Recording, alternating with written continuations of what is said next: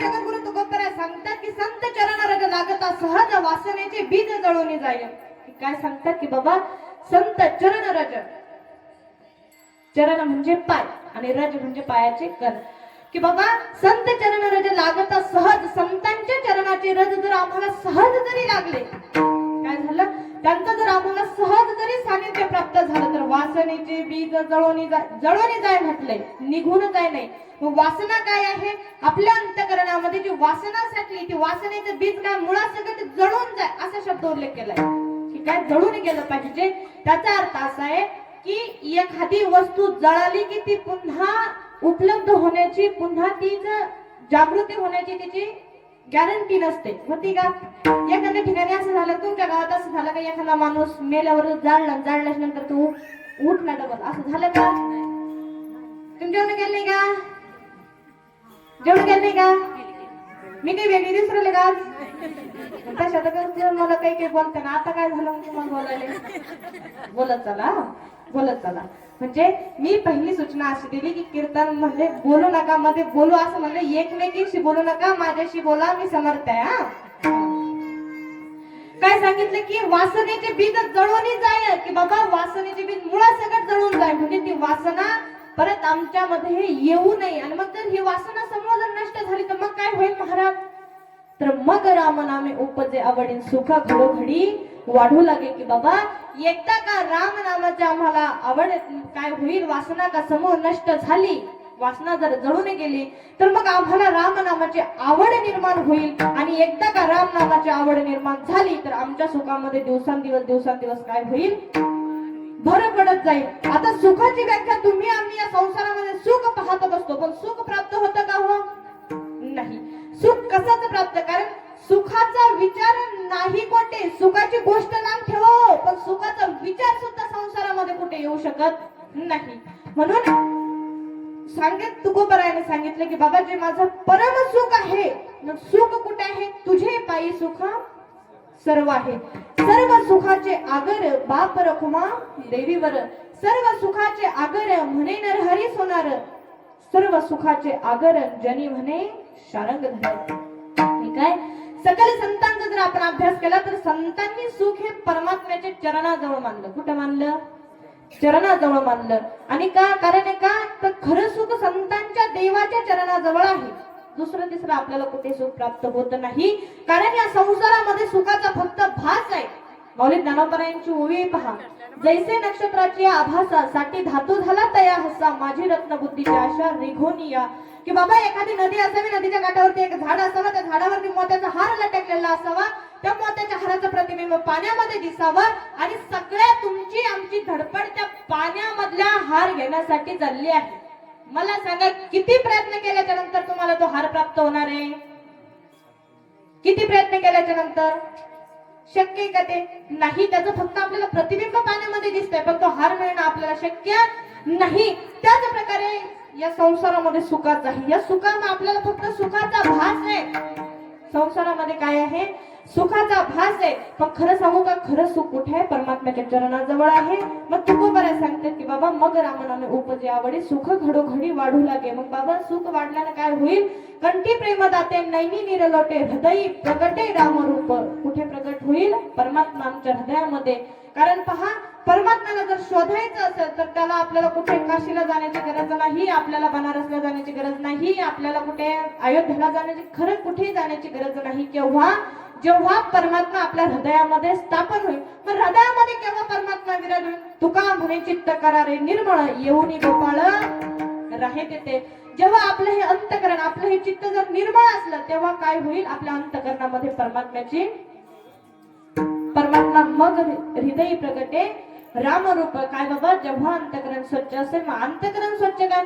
न्हाया धोया क्या भयो मन का मैला न जाय, मीन सदा जल में रहे धोये बास ना जाय. काय की बाबा निर्मळ होणं म्हणजे काय? आता तुम्ही सकाळी आंघोळीला बसल्या, नारी त्या मोरीच्या नळीत फेस मावत नाही एवढे साबण अंगाला लावता की नाही? खोटे का? नाही. एवढं साबण लावता, पण मला सांगा ते साबण लावल्याच्या नंतर तुम्ही कुठे स्वच्छ होता? वरून स्वच्छ होता. मग मला सांगा, आंघोळ केल्यानं साबण लावल्यानं जर माणूस स्वच्छ झाला असता, निर्मळ झाला असता, मग मासा नेहमी पाण्यामध्ये राहतो. मासा नेहमी पाण्यामध्ये राहतो. त्याचं पाण्याशी एवढं अतूट नातं आहे की मासा जर पाण्याच्या 2 मिनिटं जरी वर आला तर तो कुठे जातो? मरण पावतो. त्याच प्रकारे सांगितलं बाबा की जर माणसाने जर आंघोळ करून जर माणूस निर्मळ होत जर असेल ना, तर तो मासा मीन सदा जलमे रहे धोये बासना जा. मला सांगा, आता काही आपण मासे आणलं पहा घरी, किती जरी धुतल्या तर त्याचा वास जातो का? नाही. मला सांगा, जर शरीराची स्वच्छता जर पाण्यानं झाली असती तर मासा नेहमी स्वच्छ राहिला असता, पण राहतो का? नाही. म्हणून सांगेन बाबा की जर परमात्म्याला हृदयामध्ये जर विराज करायचं असेल तर त्यासाठी काय अंतकरण निर्मळ असायला पाहिजे. अंतकरण निर्मळ केव्हा होईल? जेव्हा तुमच्या मुखाला परमात्म्याचं नाम येईल, आणि परमात्म्याचं नाम तुमच्या मुखाला आलं तर तुमचं अंतकरण स्वच्छ होईल आणि परमात्मा तुमच्या हृदयामध्ये विराज होईल. तुका म्हणे साधन सुलभ गोमटे परी उपदिष्टे पूर्व पुण्य. काय सांगितलं की बाबा तुकोबार सांगतात की हे साधन सुलभ आहे, गोमट आहे, गोड आहे, सोपं आहे साधन. फक्त काय नामसंकीर्तन साधन पाहिजे सोपे, जळ दिलं पापे जन मांतरीचे. साधन सोपं सांगितलंय. मला सांगा, नाव घ्यायला तुम्हाला काही कोणी पैसे मागतं का? मागतं का? नाही. म्हणजे हे साधन सुलभ गोमट आहे, परी उपदिष्टे पूर्व पुण्य. काय सांगितलं की बाबा साधन सोपं आहे, सुलभ आहे, गोमट आहे, गोड आहे, त्याला घेण्यासाठी काही लागत नाही. परी उपदिष्टे पूर्व पुण्य. पण तरीही काय लागतं? नाव मुखाला येण्यासाठी पूर्वजन्मीचं पुण्य असावं लागतं. आणि जेव्हा पूर्वजन्मीचा पुण्याचा आपला संचय होतो त्यावेळेस नाम मुखाला येतं. विनाकारण कोणाच्याही मुखाला नाम येतं का? नाही. सगळ्याला ते सुख प्राप्त होत नाही. त्याचं कारण एकच आहे की परिउपदिष्टे पूर्व पुण्य. जर आपल्या मागच्या जन्मीचं पुण्य जर काही शिल्लक असेल तरच आपल्या मुखाला काय येईल? परमात्म्याचं नामस्मरण येत असतं, परमात्म्याचं आपल्या मुखाला नाव येत असतं. म्हणून तुकोबारायाने सांगितले की बाबा मग काय होईल? मग हा सगळा आटापिटा कशासाठी? संत चरण रज लागता सहज. बाबा संतांच्या चरणाची आम्हाला प्राप्ती व्हावी. आता पहिली गोष्ट चरणच का मागितली? ऐका, चरणच का मागितले? संत चरण रज लागता सहज. मला सांगा, सगळं सुख परमात्म्याचं कुठे? देवाच्या डोक्यावर नाही सांगितलं, हृदयामध्ये नाही सांगितलं, हातामध्ये नाही सांगितलं. सुख कुठे? तुझे पायी सुख सर्व आहे. कुठे सांगितलं? पायाजवळ सुख सांगितलं. मग पायाजवळ काय व्हावं लागतं? आपल्याला पायाजवळ सहसा नाही. आपण जेव्हा शरणागती पत्करतो तेव्हा आपण पायाजवळ जात असतो. जेव्हा आपण शरणागती पत्करली तेव्हा आपण पायाजवळ जात असतो.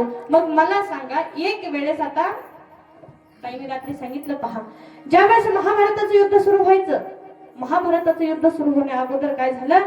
अर्जुन आणि दुर्योधन दोघं, पहिले अर्जुन गेला, पहिले दुर्योधन गेला. भगवान श्रीकृष्ण झोपलेले होते.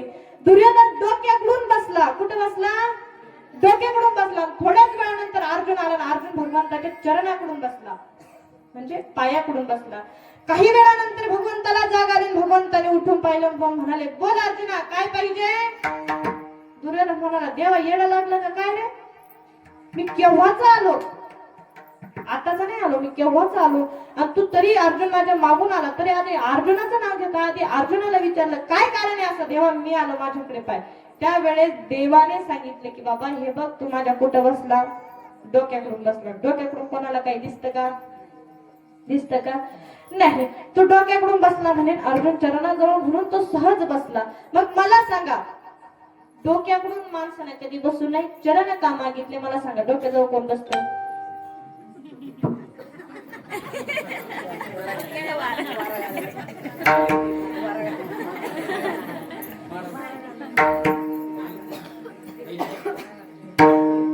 कोण बसतं डोक्याकडून? सहज बसते का? सहज बसते का? नाही. मी सांगेल एक पहा, जर माणसाला खरं खरं दुःख झालं, माणसाचा जर खरंच जर माणसाला दुःख झालं पहा, तर माणसाचं अंतकरण दाटून येतं. काय होतं? अंतकरण दाटून येतं. अंतकरण एका दाटून आलं तर माणसाला बोलता येत नाही. खरं जर दुःख झालं, खरं जर अंतकरणापासून जर काही वाटलं ना माणसाला, माणसाचं अंतकरण दाटून येतं. अंतकरण दाटून आल्याच्या नंतर माणसाला बोलता येत नाही. त्याच्या मुखातून शब्दच फुटत नाही पहा. मग मला सांगा की त्या जन्मापासून मरणापर्यंत बयान देतात वा माय वा चांगली होती वा माया कशी गेली वा माय.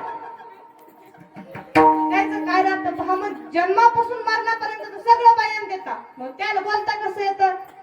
ते सगळे काय जबरे जाळे पहा कसे पहा. ऐका, एखादा माणूस मरू द्या. काय एखादा माणूस मरू द्या. माणूस मेल्याच्या नंतर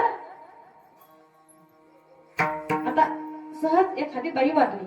बाई वारल्याच्या नंतर काय होतं पहा. आता माणूस मेल्याच्या नंतर सगळं काय काढून घेतलं जातं पहा. जे सोनं नाणं सक्रातीला कोणा गंठ्याने केले, कोण केले. लाडक्या बहिणीच्या पैशातून केले नाही का. केलं नाही का. वा विठ्ठल विठ्ठल विठ्ठल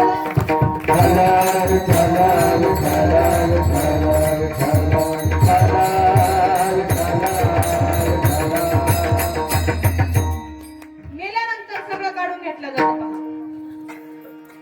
कडे दणकडे पोथा पाटल्या काय असं अजून ते काही आपल्याला एवढं माहिती नाही कारण अनुभव नाही अजून त्या गोष्टीचा. नंतर हा ते कमी झालं नाही पण मग मंगळसूत्र वा अशा पहा जेवढे काही अलंकार माणसाला परिधान केलेले असते ते परिधान काय ते अलंकार काय होते काढून घेतल्या जाते. आणि चुकून जर म्हातारीच्या कानात काही विसरलं, अंगावर काही विसरलं, समजा पोथा असन बाळ्या असन असं पोथा असन बाळ्या असन तर मग ती लेक येते. मला सांगा ती लेक येते तर ती लेक काय म्हणते पहा. मायच्या कानात बाळ शोभून दिसत होत्या माय. काय म्हणते ती रडती. का रडती ती. बाळ्या करता रडती. म्हणजे मग बाकीचे जे राहिले का त्याला जागा करून देते ती खियापा. ते मग बाकीचे मग नाही म्हातारीच्या कानात बाळ्या विसरला बरं का वा वा वा वा त्या बाळ्या काढून घ्या तेवढ्या. आणि मला सांगा माणूस मेल्याच्या नंतर त्याच्या अंगावरती ज्या वस्ता असते वस्ता कोणाच्या होत्या कोणाच्या होत्या लेकीच्या होत्या. माणूस मेल्यानंतर जास्त कोण रडत कोण रडत लेक रडती. कशासाठी रडती. असं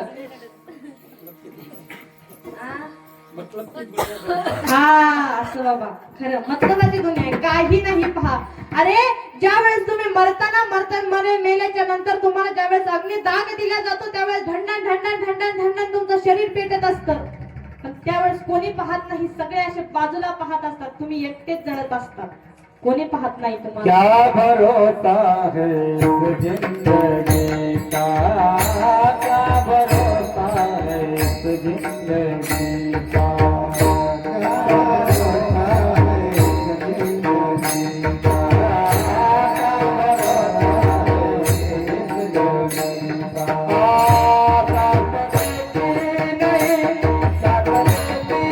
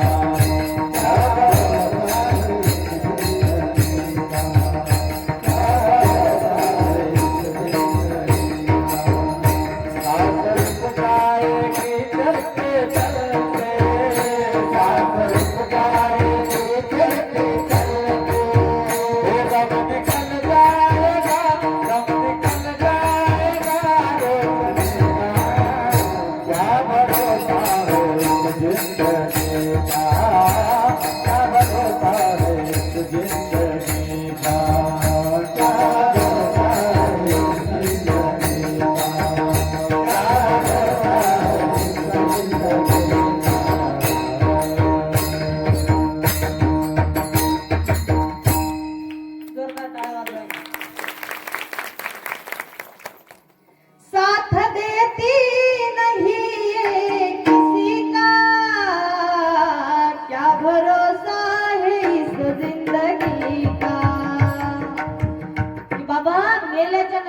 कोणीच कामा येत नाही हो. ज्यांना तुम्ही आमचं आमचं म्हणता, ज्यांना तुम्ही आपलं आपलं म्हणता, ते सुद्धा नुसतं पाहत असता पहा.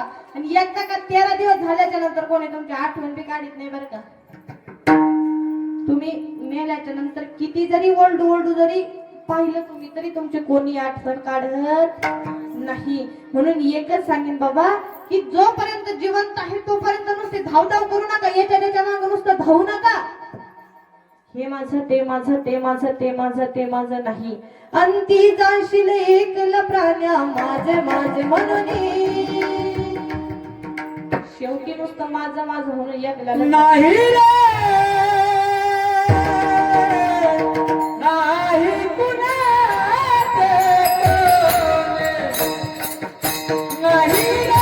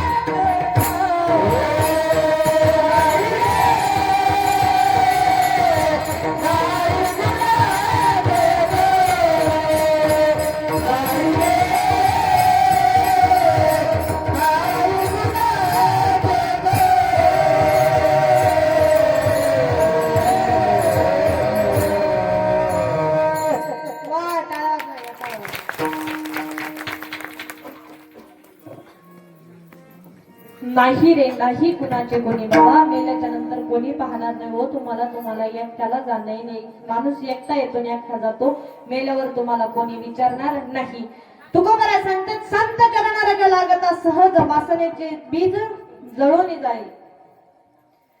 काही अभंगामध्ये जगद्गुरु तुकोबरा सांगतात की क्षणोक्षणी हाची करावा विचार तरावया भाव पार भव सिंधू नाशिवंत देह जाणार सकळ आयुष्य खातो काळ सावधान. सावधान शब्द तिला कोणता सावधान.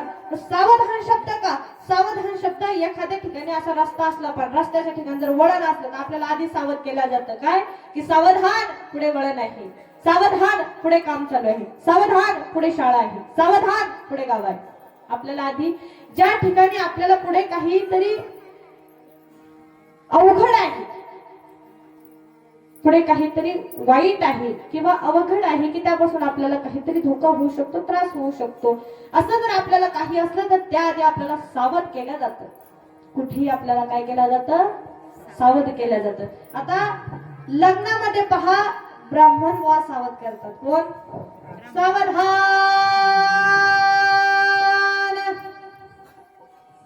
भोगासाठी लग्न हे नसोनी. काय होता तर मंगलाष्टकामध्ये गंमत आहे पहा. काय गंमत आहे? ती मंगलाष्टकाचा धोरण असं आहे की ती मंगलाष्टकात ज्याचं लग्न झालं का ते बी हसतं, ज्याचं नाही झालं का ते बी हसतं.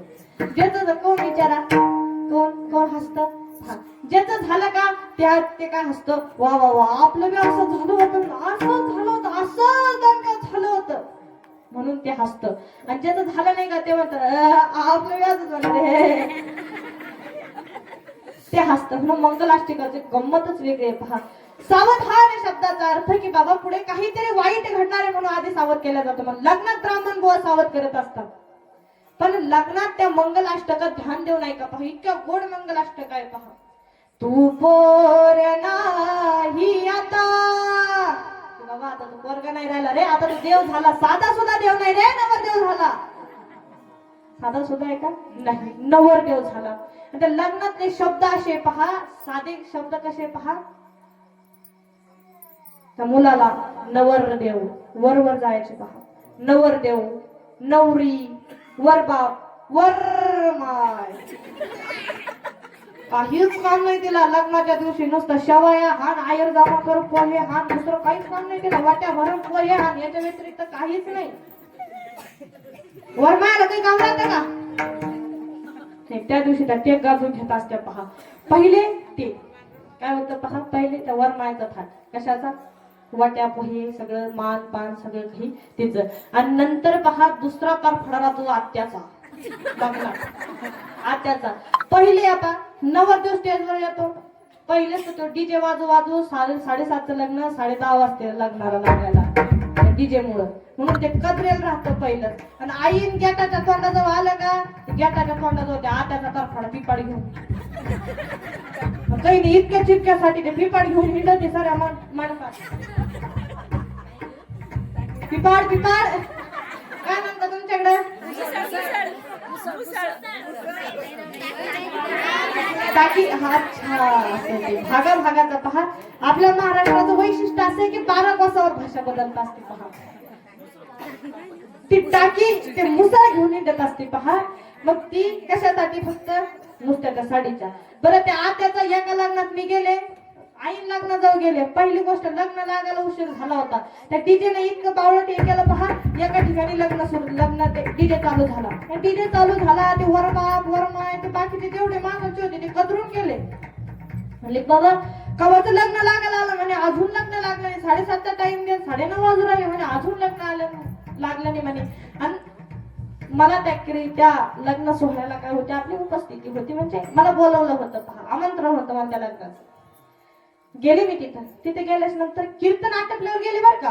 कीर्तन होते, कीर्तन आटपल्यावर मला वाटलं ते आता लग्न कितीही उरका तुम्ही, लग्न पटकन उरकतं का? नाही. किती शॉर्टकट जरी आवरलं तरी सकाळची 3 ते 4 लग्न सहज वाजते. म्हणलं आपण नुसती जाता जाता आपण भेट देऊन देऊ. अशा ठिकाणी मी गेले. तिथे गेल्याच्या नंतर तिथं फक्त डडंग डडंग डडंग डडंग डडंग डडंग डडंग डीजेच वाजत होता. डीजेच वाजत होता. म्हणलं लग्न, ते म्हणलं अजून लागलंच नाही. कसं काय लागलं नाही? नवरदेव अजून तिकडच नाचायला म्हणले.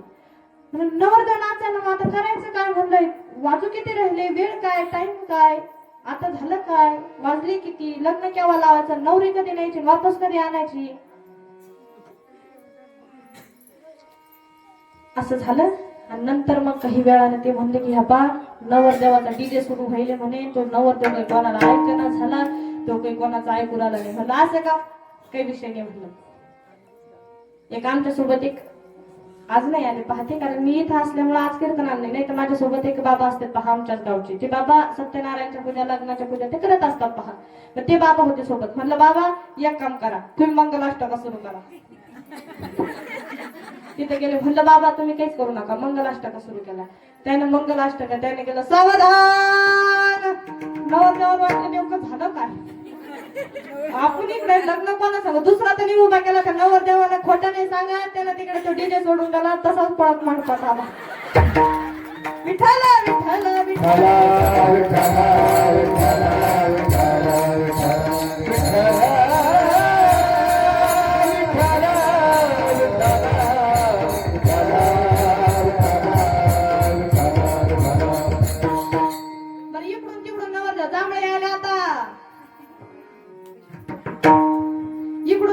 नवरदेव स्टेजवर आला.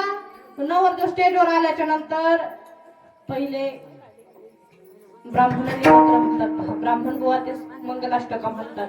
मग मंगलाष्टका झाली द्यायची की मग नंतर तर पोरी येत्या 2 पोरी चांगल्या नटेल थटेल करवल्या काय म्हणतात तुमच्याकडे तेच ना हा असं. मग ते काय झालं पहा तिथं नवरदेव कसा कदरून कादरून त्या डीजेच्या सपाट्यातून निघतो आत्याच्या सपाट्यातून निघतो स्टेजवर जातो. स्टेजवर गेला ते ब्राह्मणाचं ते ब्राह्मण जेव्हा ते देवलग्न ते म्हणतो ना शेवटचं जे पद राहतं ते झालं की लोकांचं दर्शन जीवा जीव येतं की आता नाही गड्या 5 मिनिटात आता उरकतो 5 मिनिटात उरकतं. ब्राह्मण गोवानी मंत्र झाले की नंतर त्या पोरीकडे कागद जातो कलर आहे आणि मग त्या माईक घेत्या तो कागद घेत्या आणि त्या याचं सुरू करत्या शुभ मंगल सावधान सावधान झाले मंगल अमंगल निधान सुमनबाईनं आज केलं कन्यादान चंद्रकला सासू मोठी भेटली महान शुभ मंगल सावधान सावधान शुभ मंगल सावधान सावधान त्या नाण्याला राहतं ते 2-4 पेज येते लिहून मंगलाष्टका त्याचं ते सुरू राहतं बिचारा त्याला जे 2-4 नेमके त्या लग्नात 2-4 चे भुकेले आणि 4 वाजता पंक्ती उठल्या का चांगलं गावातल्या निबर म्हातारे येऊन आता पंक्ती वाजणार रे ना शेवटची मंगत आहे राज जाऊंगा एकाने तिथं सांगेल राहत. पहिली गोष्ट शूटिंग घ्या पण व्यवस्थित घ्या दुसरे तिसरं काही टाकू नका कारण पहा नाही तर काय करता शूटिंग घ्यासा आणि तशी शूटिंग सोशल मीडियावर टाकून द्यासा आणि रे माझ्या घरावर मोठी म्हणून सांगते आता काय शूटिंग चालू आहे कार्यक्रम लाईव्ह चालू आहे तुम्हाला जर काही नसल पटत त्याच्यातून मुद्दे काढून घ्यायचे म्हणजे त्याच्यातून तुम्हाला युट्यूबला ना माझ्याच नावानं चॅनल पहा त्याच्यावर सगळे तुम्हाला शूटिंग दिसून जाईल ना. कुठं चालू होतं आपलं हा तर म्हाताऱ्यानं हो कीर्तन चालू आहे त्या म्हाताऱ्यानं सांगितलेलं असतं असं आणि मग नंतर त्या 4 वाजाच्या बरोबर ते 10 वाजाच्या पंक्ती सापडते वा आणि आता त्या पोरीच्या हातात माई गेला तर हे कदरेल राहते पहिलेच. मग आता त्या पोरीच्या हातात माई गेला त्या पोरीचं सुरू झालं आता वराडाला वाटलं आता काही जमत नाही त्याला लावलं ना अक्षरावर दणका सुरू.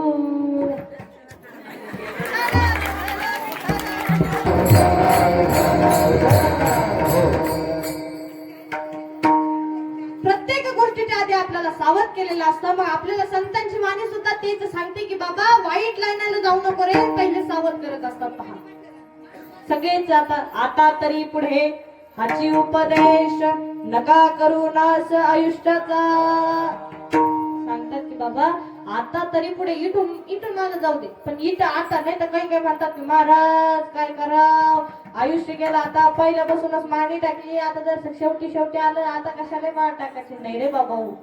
काही म्हणते की नाही ना मग आम्ही पहिला खायला पेले आता माळ टाकून ना कारण भंकर नाही बावळा तर मनातच नाही माळ टाकणं.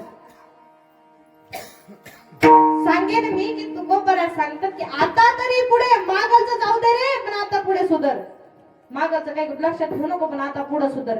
मग म्हणून सांगते की आता तरी पुढे हाची उपदेश की बाबा नाही माग जे झालं ते झालं पण आता तरी पुढे. म्हणून आपल्याला साधू संत काय करत असतात साधू संत आपल्याला सावधान करत असतात आणि आपण प्रत्येकाचं पूर्ण वचन जे आपण ते ऐकलं पाहिजे. कारण संत आपल्याला सावधान करतात ते सांगतात दुसरं तिसरं काही सांगत नाही त्यांनी फक्त सांगतात की परमात्म्याचं नाम घ्या परमदेवाचं नामस्मरण करा देवाचं नामस्मरण केल्याच्या नंतर तुम्हाला मोक्ष नक्कीच प्राप्त होईल. म्हणून देवाचं नामस्मरण घ्या. देवाच्या नावात ताकद किती आहे पहा. तर रामायणातली एक कथा सांगते नाम तुम्हारा तारनहारा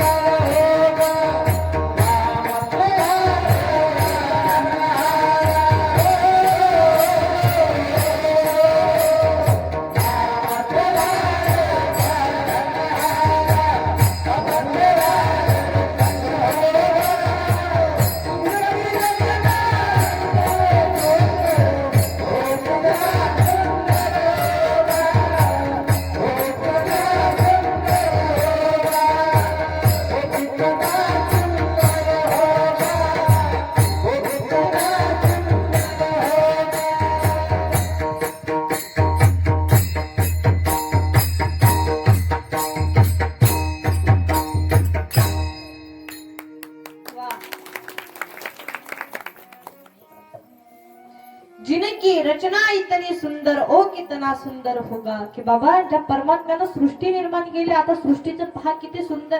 फुलं जर पाहतो आपण तर ते एखादे काही फुलं असे आहे पहा की त्या फुलाकडे अगदी आपण जर पाहिलं तर आपल्याला त्या फुलाकडे पाहतच राहावं वाटतं की त्या फुलामध्ये किती छान रंग असतात, त्यामध्ये जे बारीक बारीक बारीक बारीक ते रजकण किती सुंदर असतात. म्हणून परमात्म्याने इतकी सुंदर सृष्टी निर्माण केली, इतकी सुंदर रचना केली, मग तो परमात्मा किती सुंदर असेल, आहे की नाही? बरोबर आहे ना. म्हणून काही तेच सांगितलं की बाबा त्या परमात्म्याचंच नामस्मरण करा. कारण पहा रामायणातली एक कथा सांगते, कथा परिचयाची आहे, पण त्यातल्या काही गोष्टी पहा ज्या तुम्ही ऐकल्या नसेल. आता काही ठिकाणी आपण कथा चुकीच्या ऐकतो आणि त्या चुकीच्या ऐकल्यास नंतर तेच घेऊन पडतो. आपलं मेंढी वळण झालं. कसं मेंढी वळण झालं, एकाने केलं की दुसऱ्या करते पहा. पण बायाचं तर त्याच्यापेक्षा जास्त झालं पहा. काय झालं, एका ठिकाणी वड पौर्णिमा होती. काय होती? वड पौर्णिमा होती. आणि आता त्या वड पौर्णिमेला काय करणं पडत असतं? वडाची पूजा करावी लागते. वडाची पूजा करणं पडत असते. मग आता सगळ्यांना मस्त ताटे गिटे घेतले, सगळ्या बाया पूजा करायला निघाल्या. पण त्या गावात वड नव्हता, तसं बाहेर जाणं पडत होतं. गावाच्या पांढरीतून जाणं पडत होतं. पांढरी कळती ना? कळती ना? हो, तर पांढरीतून जायचा रस्ता होता पहा. मग आता त्या बायानं आता पूजेचं सामान घेतलं आणि आता पांढरी किती स्वच्छ राहते, किती गुलाबाची फुलं राहते, मस्त मस्त सुगंधित, आहे की नाही? हा. मग त्यानं काय केलं पहा, ते ताटे घेतले काही बाया गेल्या पुढे पूजा करायला. पण पूजा करायला जात असताना पहा एकीच्या पाठीला आली खाजू. मग आता एका हातात तो तांब्या होता, पूजेचा तांब्या, एका हातात ताट होतं. आता खाली ठेवा तर खाली जागा स्वच्छ नाही, म्हणून तिनं काही खाली ठेवलं नाही. तिने काय केलं, तिने खालीच ठेवलं. तिने एक युक्ती केली. जवळच एक खांबा होता, त्या खांब्याला तिने काय केलं, एका हातात तांबे एका हातात परत घेतली, बरोबर गेली. तिने त्या खांब्याला पाठ खाजवली. आता बिचारीला तिला विलाजच नव्हता, तिने त्या खांब्याला पाठ खाजवली, ती पुढे चालती झाली. मागलजीनं ते पाहिलं, मागलजीनं पाहिलं, तिला वाटलं की आता काहीतरी इथं असा नियम आहे की असं काहीतरी करणं पडतं की आता गेल्या वडाची पूजा करायच्या आधी पहिलं खांब्याला पाठ लावलं पडतं. बरोबर तिने केलं. मागची याद आहे, खांब्याला पाठ लावायचं आहे. दुसरी याद आहे, खांब्याला पाठ लावायचं आहे, खांब्याला पाठ लावायचं आहे. बरोबर सगळ्या झाल्या, पण शेवटी एक राहिली भो. आई ती तिथं जायची, खांब्याला पाठ लावायची, लाईन आली.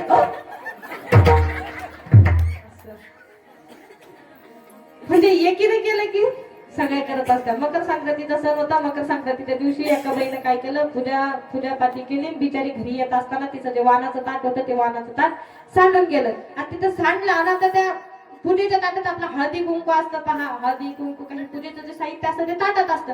तिच्याकडून ते ताट सांडलं. दुसऱ्या तिला वाटलं भया इथे मी कशाच पूजा आहे का माय. तिने बी बरोबर तिथं हे घेतलं. तिनं पंचपाळ उघडला आपला, त्याच्यावर हळदी टाकली, कुंकू टाकलं, त्याच्यावर 2-4 फुलं टाकले, थोडस वाणी त्याच्यावर टाकलं. पाहता दुपारलो. सगळ्याला वाटलं की कोणतं तरी देवाचे गाणं. दुपारलो त्या कमरालो तिथं ढीक, त्या वाणाचा ढीक कुठलो कमरालो. म्हणून एकीने केलं की प्रथा अशी पडली. म्हणून सांगते रामायणाची एक कथा आहे पहा की वाल्ल्या नावाचा एक कोळी. हा वाल्ल्या कोळी साधारण नव्हता, हा रत्नाकर नावाचा ब्राह्मण होता. कोणता अंगिरा गोत्रामध्ये उत्पन्न झालेला रत्नाकर नावाचा ब्राह्मण होता. म्हणलं आमच्या डोक्याच्या वरून चाललंय हे आता नाही जमत आम्हाला. झालं ना असं. अंगिरा गोत्रामध्ये उत्पन्न झालेला रत्नाकर नावाचा ब्राह्मण होता. कोण? वाल्ल्या कोळी. वा, जमलं.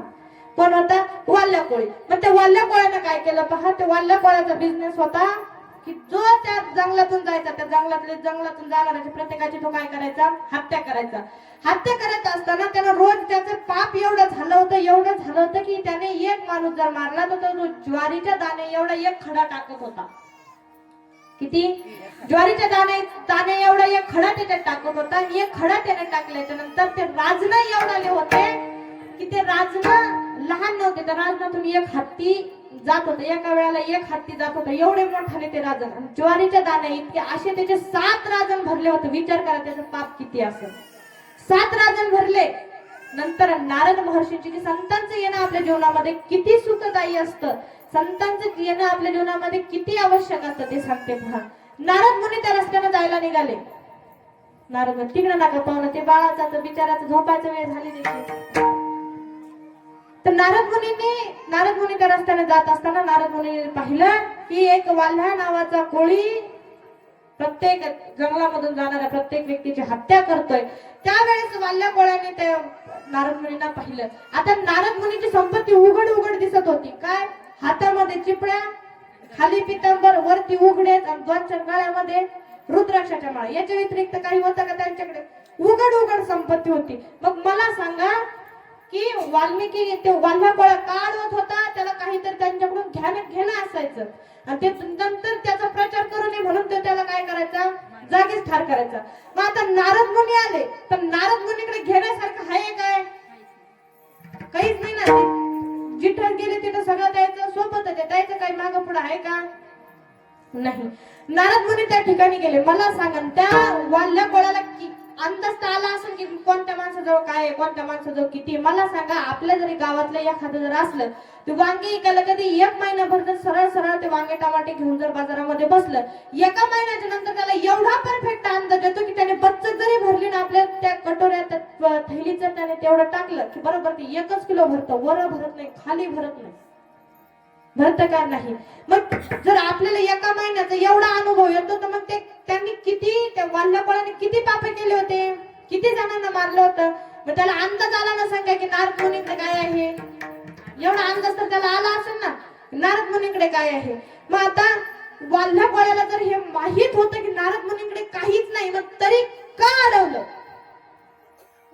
वाल्ल्या कोळ्याने नारद मुनींना का अडवलं? त्याच्या मागे काहीतरी कारण असेल की त्यांची संपत्ती उघड उघड दिसत होती तरीही अडवलं. त्याच्या मागे कारण होतं. त्यावेळेस त्या वाल्ल्या कोळी त्या ठिकाणी आला. वाल्ल्या कोळ्याने अडवलं, म्हणला हा हा हा हा हा. कुठे चालला? म्हणला वाल्ल्या कोळी म्हणला नारद मुनी ही काय करतोय? ही काय करतो? मी माझ्या रस्त्याने चाललो. म्हणलं तुला काही त्रास नाही दिला, मी तुला काही बोललो नाही, मी तुला काही मागितलं नाही, मी माझ्या रस्त्याने चाललो.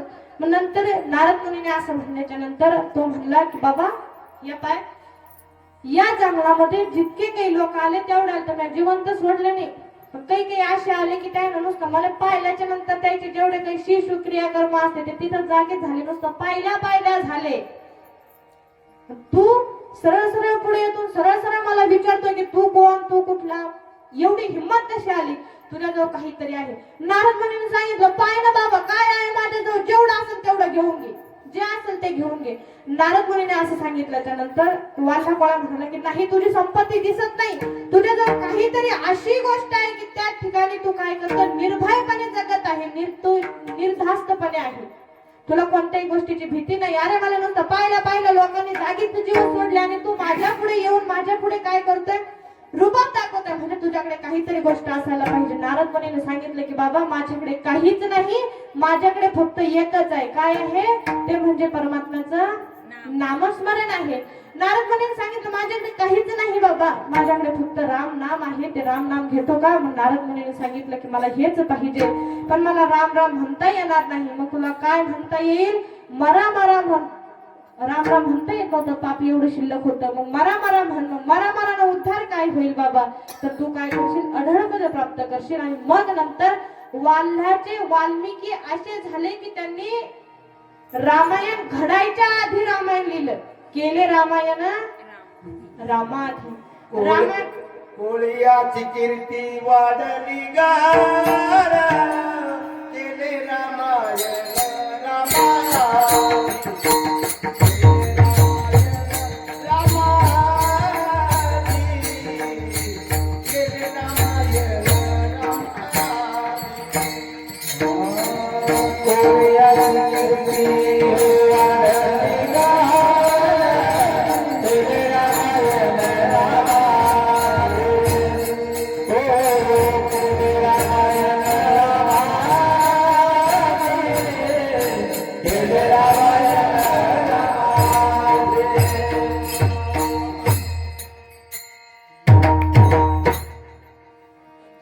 कोळियाची कीर्ती वाढली गहन, केले रामायण रामाधी. की बाबा रामायण घडायच्या आधी काय?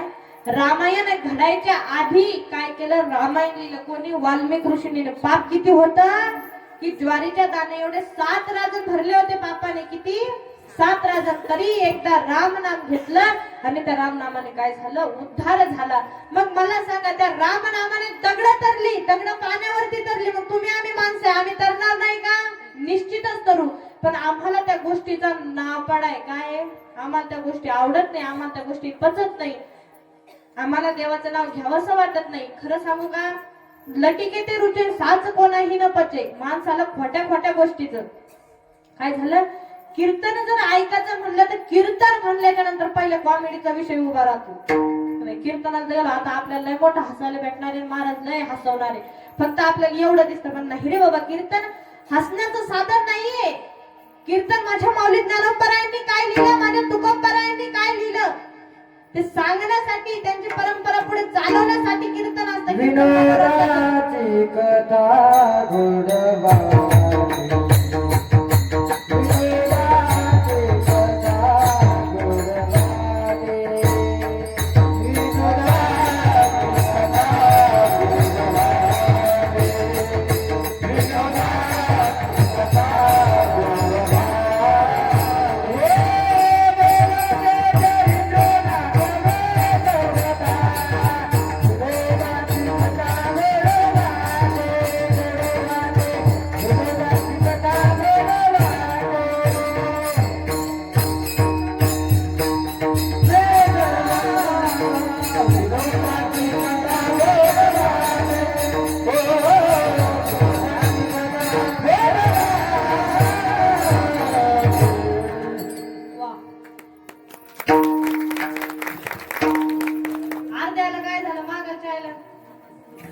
काय झालं, टॅक्स लावला का तुमच्यावर की टाळे वाजवल्यास नंतर पैसे घेतले जर असं काही सांगितलं का, तुम्ही टाळ्या कोणी वाजवल्या, वाजवा एकदा जोरदार टाळ्या.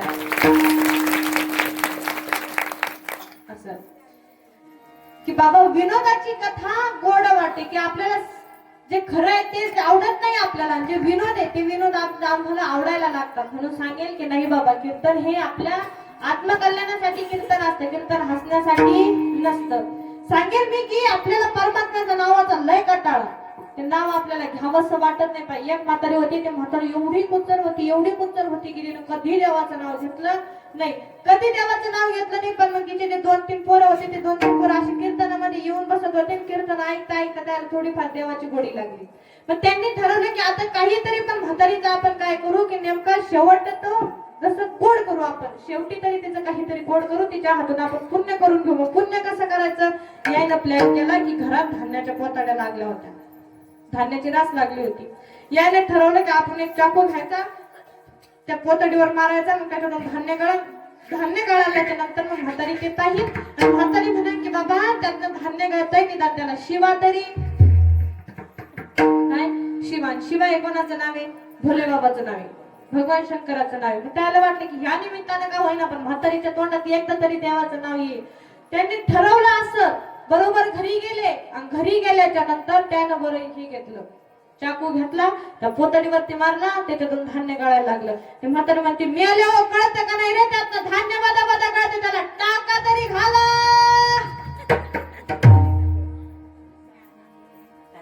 म्हातारी टाका म्हटली पण शिवा म्हटली नाही. एवढा मला परमार्थाचा कंटाळा पण नाही. जर या संसार सागरातून तरुण जायचं असेल तर त्याच्यासाठी काही एकच गोष्ट महत्वाची, ते म्हणजे परमात्म्याचं नामस्मरण. आणि परमात्म्याचं नामस्मरण किती, नामसंकीर्तन साधन पाहिजे सोपे, जडतील पापे जन्म तरी ह्या जन्माचे काम नाही, 7 जन्मांचे पाप साठलेले असू द्या, पण त्या पापावरती जर नामरूपी एक ठिणगी जरी पडली ना, तर काय होतं, क्षणात त्या पापांचं काय होतं, छालन होतं, क्षणात ते पाप काय होतात, नष्ट होतात, जळून जातात, परत ते येत नाही. सांगायचं तात्पर्य एवढं की परमात्म्याचं नाम गोड आहे. नाम गोड पुरे गोड सगळं आहे. नुसतं गोडच नाहीये, तर आपल्या सगळ्यांची कोड, जे आपल्या काही इच्छा आहे ते सगळं कोड पूर्ण करणार परमात्म्याचं नामस्मरण आहे. आपण ते परमात्म्याचं नामस्मरण घेत नाही. कामामध्ये काम काही म्हणा राम राम. शेतामध्ये गेलं ना, शेतामध्ये गेल्याच्या नंतर बरोबर आपण काही गवळण म्हणाव, गण म्हणाव, आता त्या गवळणीचा विचारायचा लय थरपाडा निघला, वेगळं काही गाठ्यातलं काहीच नाही, माथ्यातलंच टाकत आहे सगळं. गात्यातलं काही नाही. एका ठिकाणी श्रावण सोमवार होता, बरोबर श्रावण सोमवारी मी महादेवाच्या मंदिरात, आमच्याकडची एक म्हातारी होती, मी महादेवाच्या मंदिरात दर्शनाला गेले.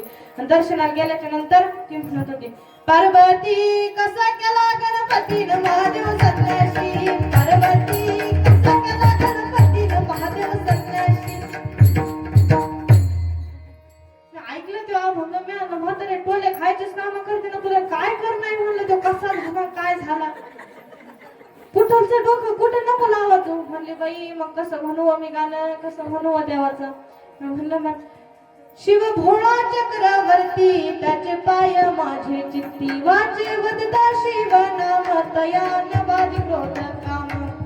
असं म्हण ना बरोबर, देवाचा आदर ना म्हणाव, गाठातला म्हणाव. मग ती म्हणली असं म्हणू का.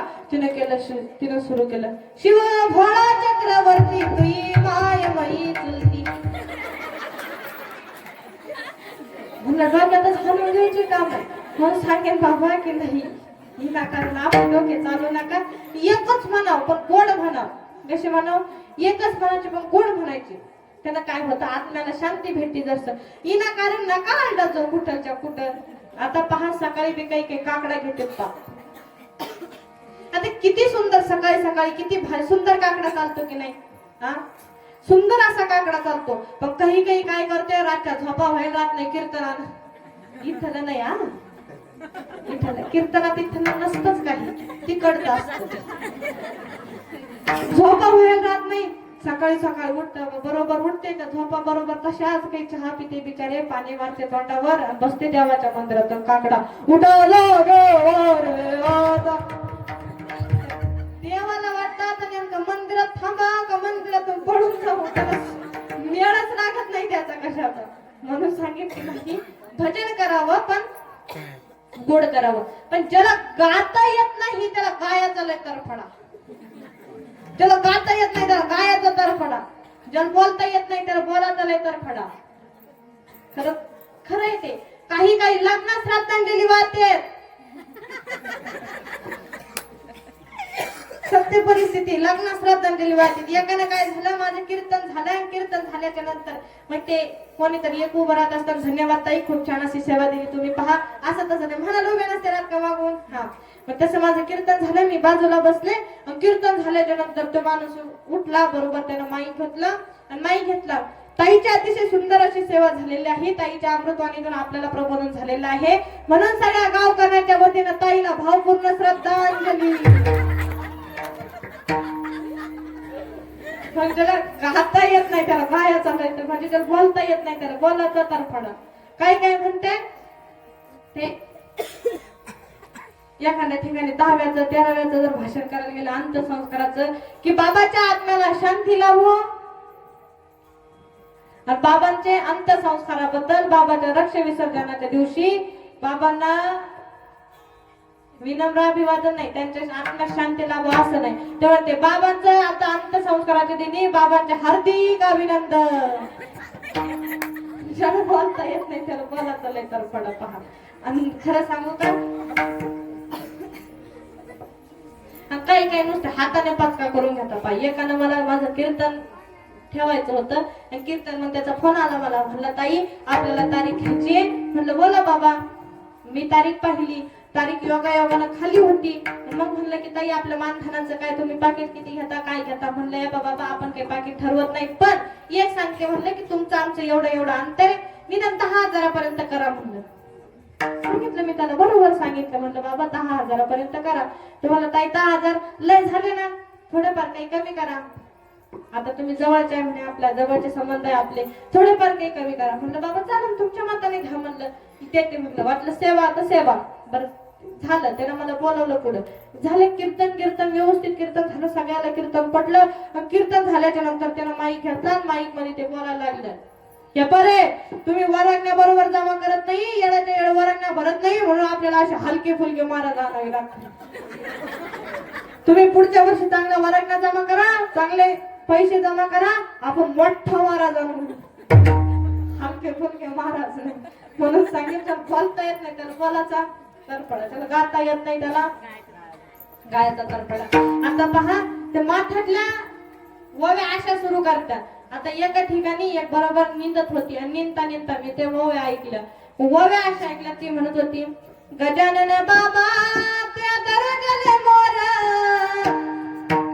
असा नवरा भेटला बाई कसा का बुचोर लहा.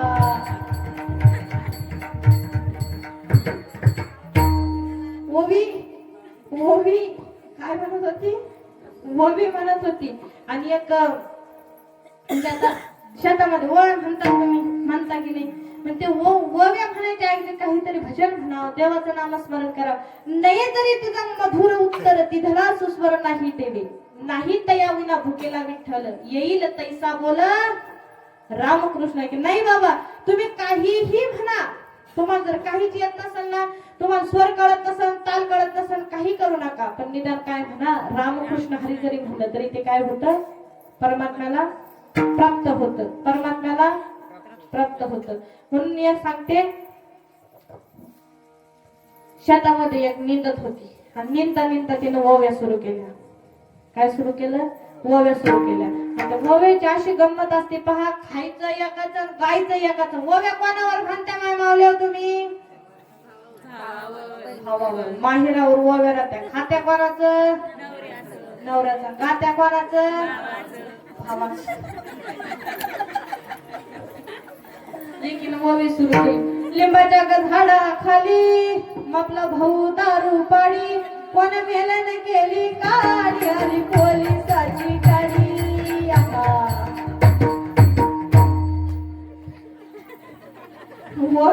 खायचं एकीचं खायचं एकीचं. आमच्याकडे एक मुस्लिम समाजाची स्त्री आणि एक हिंदू समाजाची स्त्री, दोघी जणी जात्यावरती बसल्या आणि बरोबर जात्यावरती दळायला बसल्या. आणि दळायला बसल्या, आता त्या मुस्लिम समाजाच्या स्त्रीला तिचा काही मेळ लागत नव्हता, बिचारी तिला ओव्याचा, तिला ओव्याचा मेळ लागत नव्हता. आता ही बसली, जी हिंदू होती, आता हिला बरं पाठ होतं ते सगळं. मग हिनं जाता हातात घेतलं आणि बरोबर ही ते सुरू केलं, हिनं ओव्या सुरू केला. मग भाऊ मुंबईला गेला, पाटले घेऊन आला, दिल्ली गेला, पुतळा घेऊन आला, काशी गेला, साडी घेऊन आला. आता हिनं बरोबर असे 5-50 गावाचे नाव घेतले, बरोबर एक एक वस्तू घेऊन आला, असं ही म्हणायला लागली.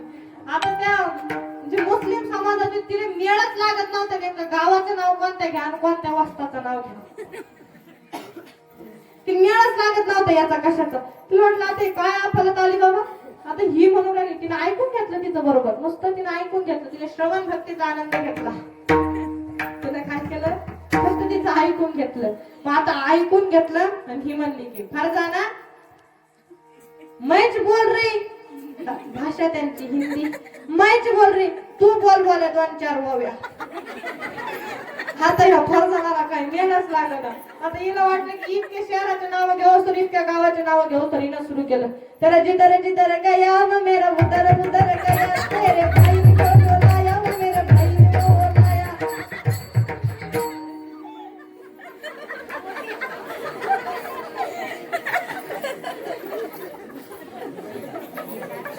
तिला मेळच लागत नव्हता, ती गरम तरी काय, मेळच लागत नव्हता कशाचा.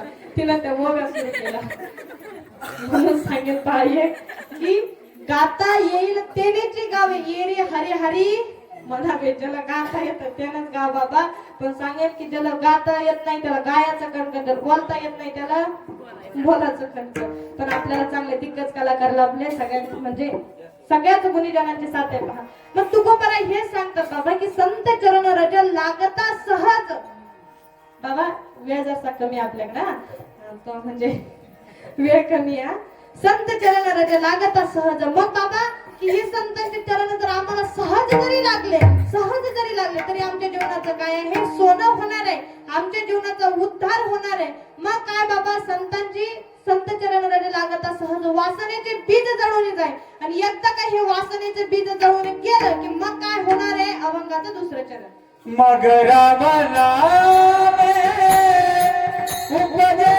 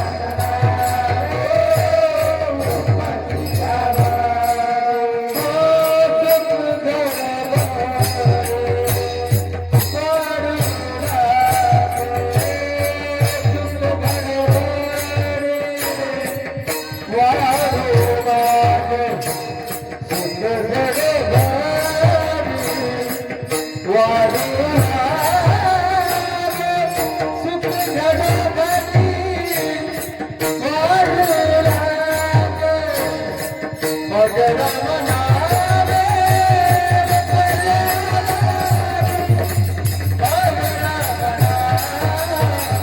सुख यावे मग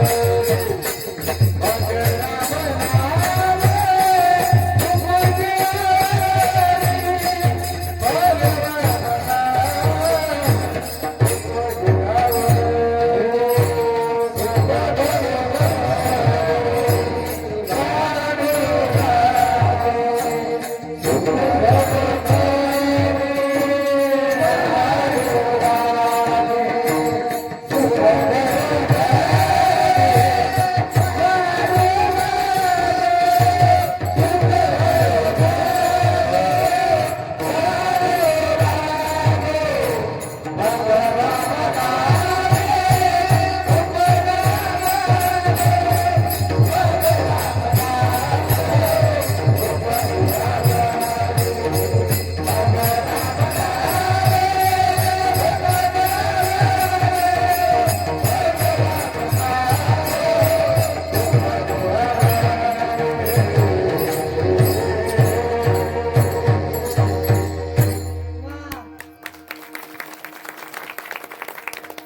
मग राम नामे उपजे आवडी सुख घडोघडी वाढू लागे की बाबा एकदा काही हा परमात्म्याचं नाम आम्हाला लाभलं, परमात्म्याचं जर नाम आमच्या मुखाला आलं तर काय होईल की तेव्हा काहीच नको रे, एकच कर फक्त की व्हावे ते वारी श्वाने येते बाबा. देवाच्या द्वारचा कुत्रा जरी झालो आपण तरी त्यात काय आपण सुख मानलं पाहिजे, कारण परमात्म्याची प्राप्ती होणं, परमात्म्याचं सानिध्य लाभणं सहज गोष्ट आहे का? नाही. म्हणून सांगितलं की बाबा तुमच्या संतांच्या चरणाचे रज जरी मी झालो, देवाच्या चरणाचे रज जरी झालो तरी मी काय स्वतःला काय समजेन, भाग्यवान हो समजेन. आता काही काही जण त्या पंढरपूरच्या पांडुरंग परमात्म्याला विनंती करतात काय, विठोबा पायीची विट कैवामी होईना, विठोबा पायीची विट कैवामी होईना, विठोबा पायीची विट कैवामी होईना, विठोबा पायीची विट कैवामी होईना, कैवामी होईना, कैवामी होईना, कैवामी होईना.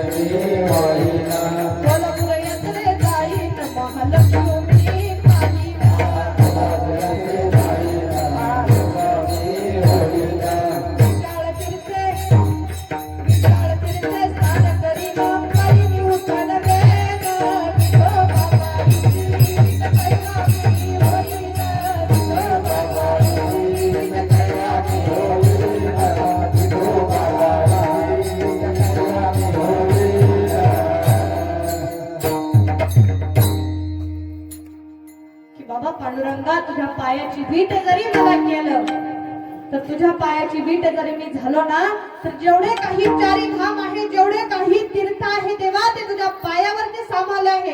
आणि त्या सगळ्या तीर्थामध्ये स्नान केल्याचं, त्या सगळ्या तीर्थामध्ये दर्शन, जेवढे त्या तीर्थाच्या ठिकाणी मी जेवढं दर्शन घेईल ते सगळं सुख कुठे आहे? तुझ्या पायाजवळ आहे. म्हणून पांडुरंगा तुला एकच विनंती करेल की मला तुझ्या पायाची वीट तरी किमान बनव.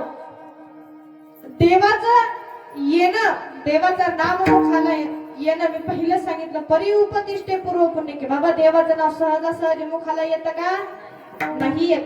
देवाचं नाव मुखाला येण्यासाठी पूर्वजन्माचं पुण्य असावं लागतं, तेव्हा काही परमात्म्याचं नाम आपल्या मुखाला येत असतं. काही खौट असे असते, कितीतरी महाराज लोक आले, कितीतरी गेले, त्याला अजून मेळ लागला नाही देवाच्या नावाचा. घेता का तुम्ही बरोबर? देवाचं नाव घेता का? घेता का? देवाचं नाव खरं सांगू का, या त्रिभुवनामधून जर तरुण जायचं असेल, या संसार सागरातून जर तरुण जायचं असेल, जसं एखादा समुद्र पार करायचा आहे, त्यासाठी आपल्याला नावेची गरज असते, तसं आपल्याला हा संसार सागर जर पार करायचा असेल तर त्यासाठी आपल्याला परमात्म्याच्या नामाची गरज असते. जेव्हा परमात्म्याचं नाम आपल्या मुखाला येत असतं तेव्हा काय होतं, खरं आपल्या जीवनाचं कल्याण होतं. आणि जर परमात्म्याचं नाम मुखाला येत जर नसलं तर आपलं ते काय, नामाविना मुख सर्पाचे ते बीड. काय जर नामाविना आपलं मुख असलं ते मुख नाही राहत, ते काय होतं, सर्पाचं बीड राहत, ते मुख नाही राहत. म्हणून सांगेल की परमात्म्याचं नामस्मरण करा. कारण का, मग तुकोबराय हे सांगतात की बाबा, एकदा का त्या परमात्म्याचं नाम माझ्या मुखाला आलं की काय होईल, माझा कंठ असा भरून येईल आणि माझ्या अंतकरणामध्ये काय होईल, परमात्म्याची प्राप्ती होईल. अभंगाचं 3रं हो चरण. कंठी प्रेमदाते नयने नीरा लोटे, कंठी प्रेमदाते नयने नीरा लोटे, कंठी प्रेमदाते नयने नीरा लोटे, कंठी प्रेमदाते नयने नीरा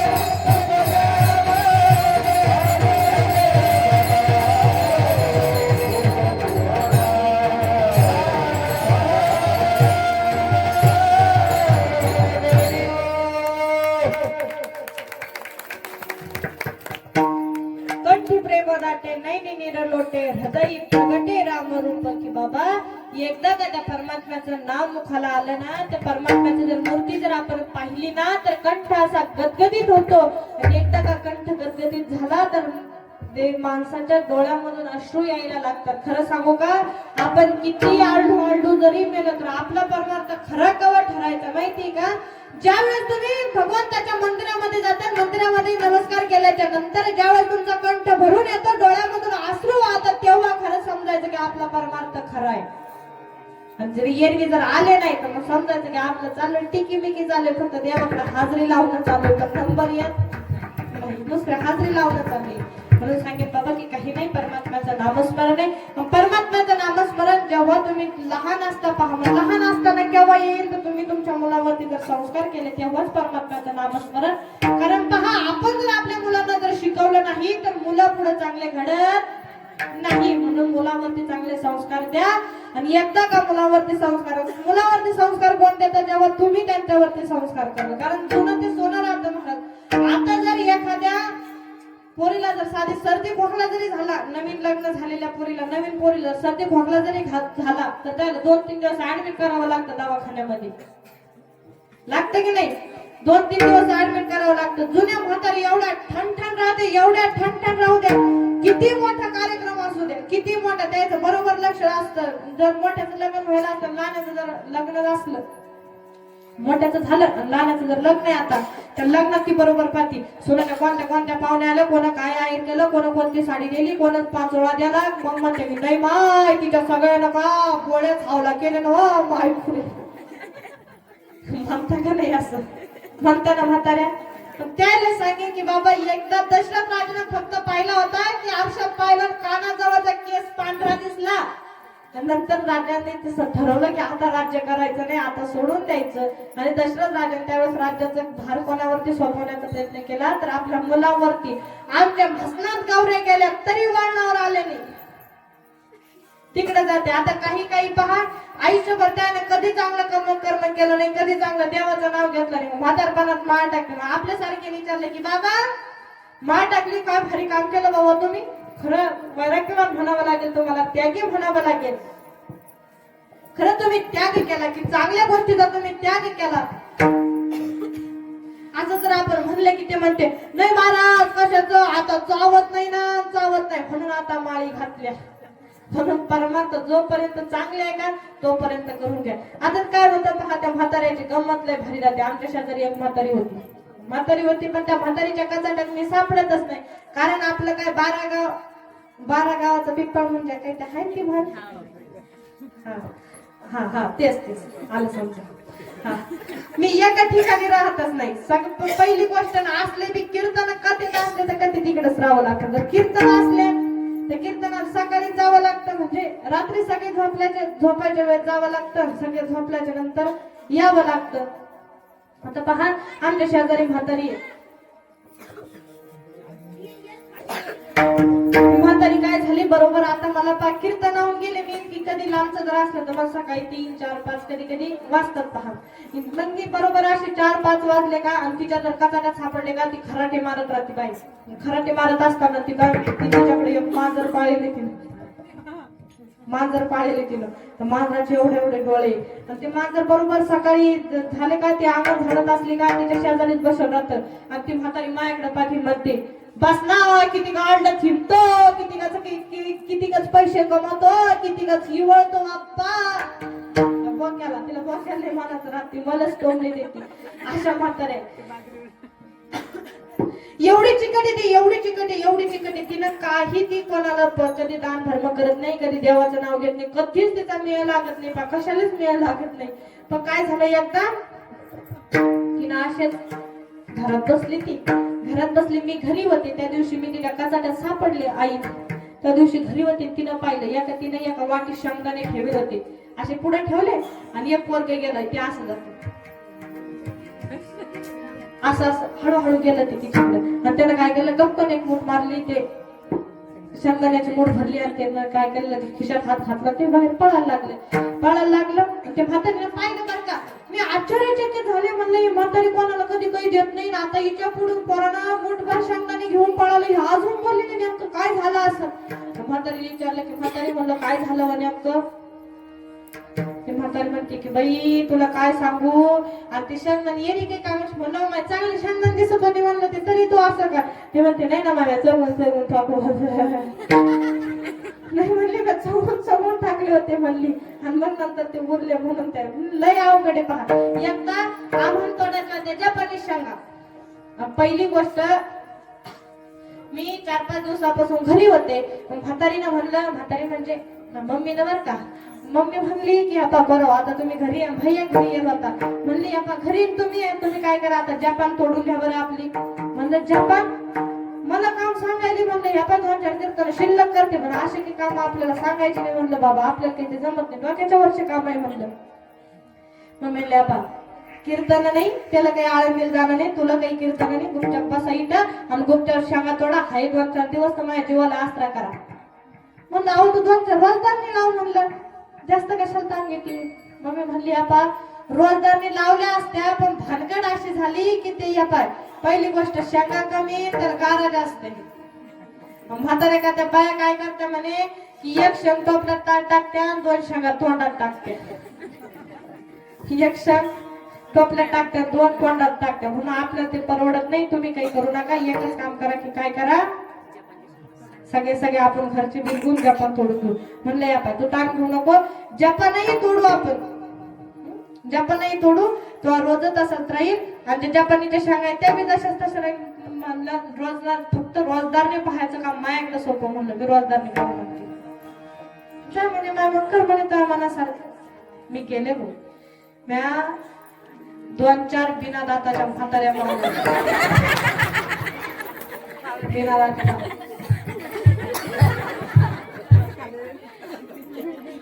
म्हाताऱ्या पाहून आणल्या तर शेंगा तोडायला लागल्या.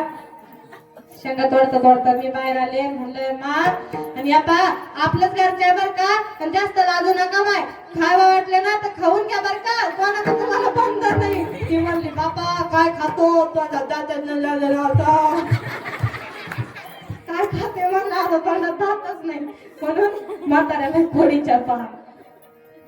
म्हणून सांगेल की काही नाही बाबा, जोपर्यंत फुल टवटव आहे तोचपर्यंत परमात्म्याला फुल आवडत. एकदा का फुल सुकलं की देवाला आवडतं का, नाही आवडत. म्हणून मी एक सांगेन की जोपर्यंत आपण व्यवस्थित आहात, जोपर्यंत हात पाय आपले ठिकाणावर आहे तोपर्यंत परमार्थ करून घ्या. आता एकदा आपल्या वारकरी संप्रदायाच्या नियमानुसार सगळ्यांना हात वरती घ्यावर का.